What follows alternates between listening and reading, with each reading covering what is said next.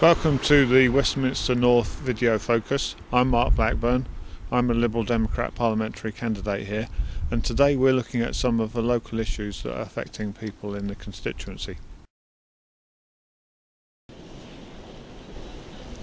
Can you imagine if you went to Paris for the weekend and you went down on a metro and found that 5 lines were suspended? Well, that's what's happening here in London.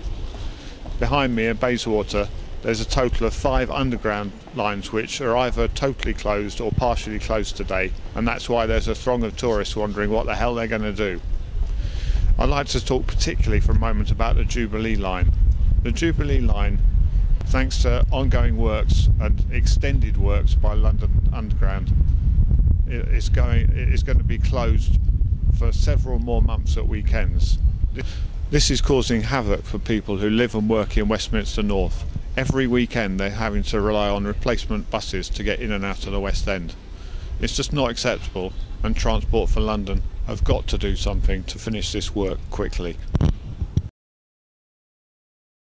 There are 5,833 empty homes in Westminster. That's more than any other London borough.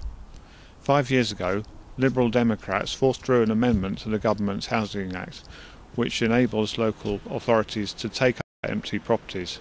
And now we're proposing that grants of £1.4 billion be made available to take over empty homes. These grants would be available to private landlords, to housing associations and local councils. We want to see people in housing now, and we want to see more people in housing in Westminster. Hello, we're in Queensway, in the heart of Bayswater.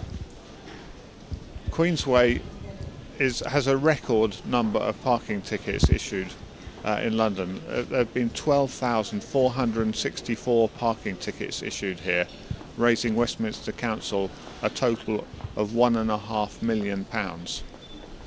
Now, I've been speaking to one of the bank managers in this road, and he feels that one of the biggest problems facing local retailers is the difficulty parking.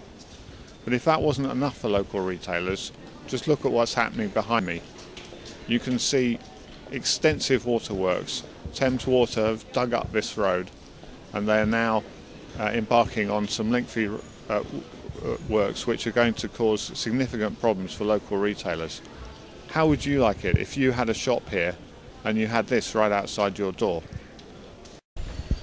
We're calling on Thames Water to assist local retailers here and give them the compensation that they deserve.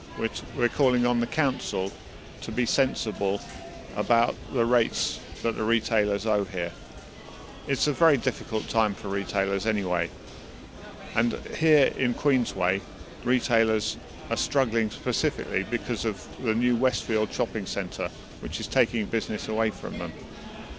They've got everything going against them. They've got waterworks, they've got some of the highest parking charges in London, which incidentally Westminster Council are now talking about raising, and to wit they've got these roadworks to deal with. Hello, this is Ledbury Road, and we're working with the Liberal Democrat councillor in next door Kensington and Chelsea, Carol Kwana, to have a safe pedestrian crossing at this point. As you can see, there's a lot of traffic. It comes down very fast from my north behind me, and a lot of local residents would like to see an improved crossing.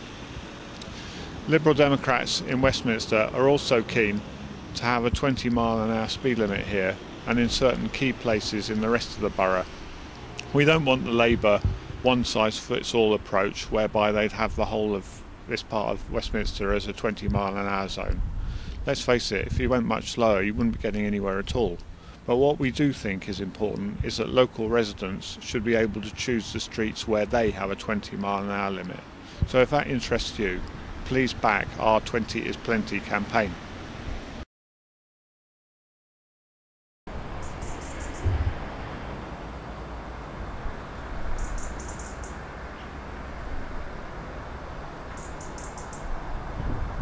We're at Quinton Canosa School in North Westminster.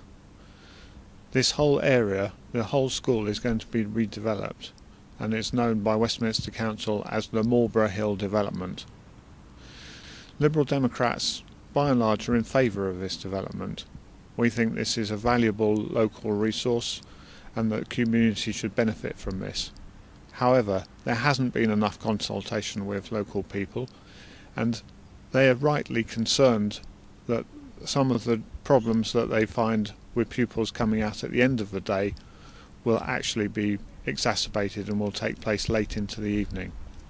Now, we want proper policing here, we want the views of the local residents taken into account, and we want proper consultancy to take place. The Alternative Provision Centre here can be a useful facility for the whole community. We want this to work, we want it to work for the whole community, and we want the fears of local residents taken into account. This is going to cost £45 million plus, and we want it to be money well spent. Behind me is St John's Wood Barracks. Now, the barracks is closing in 2012. It's sad for us because we're going to miss the horses that regularly traipse around here, but that's going to happen. The troops are moving to Woolwich. What concerns us now, though, is what's going to happen to the barracks when they're gone. Local residents are very concerned about overdevelopment on this site. There's going to be 133 new dwellings, and we feel it's extremely important that the whole development is of a sensible scale and it's sustainable. This will happen in 2012 and will take 4 years to complete. There'll be a whole year spent excavating the site. The council must ensure that this development is sympathetic to the local area and is not of a scale which dominates the whole conservation area.